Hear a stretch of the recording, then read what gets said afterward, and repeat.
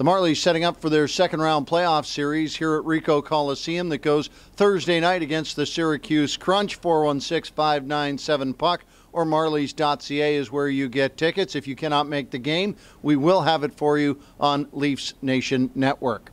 Well, last year the Syracuse Crunch got all the way to the final after they beat the Marlies in the second round of the playoffs in 7 games. The final was in Syracuse, and the Marlies, of course, have once before got to the Calder Cup final, and so has Syracuse once before as well.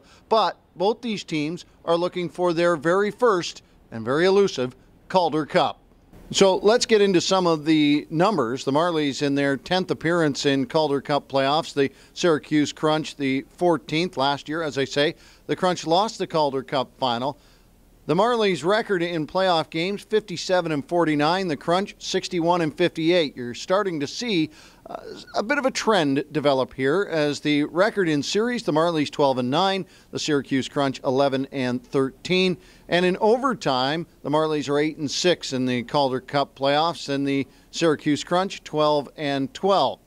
They have met just twice before, the Marlies winning one and the Syracuse Crunch winning one.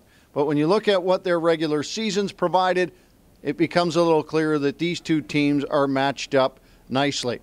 The Marlies finished with 112 points. The Syracuse Crunch with 100 points. Marlies with 54 wins. Syracuse with 46 wins on the season. The Marlies finished in first in the North with a 737 win percentage, and the Syracuse Crunch with a 658 win percentage were second in the North Division. Here at home, the Marlies 24-13-1, and on the road, the Syracuse Crunch 22-11-1-4. The Marlies were third in goals for with 3.34, and the Syracuse Crunch were tied for 11th at 3.08. Goals against the Marlies were best in the league at 2.24, and 2.49 was where the Syracuse Crunch sat. That was only third. The power play, the Marlies 14th in the league, 18%. The Syracuse Crunch, 24th in the league at 15.7%. For their penalty killing, the Marlies finished the year best in the league, 88.9%. The Syracuse Crunch, third in the league, 84.8%. Now, if you're looking at players that might add some offensive production, of course, the Marlies have Andreas Johnsson, who in the season series, which the Marlies took 5-2-1 over the course of the 8 games, had 11 points to lead all scorers between the two clubs.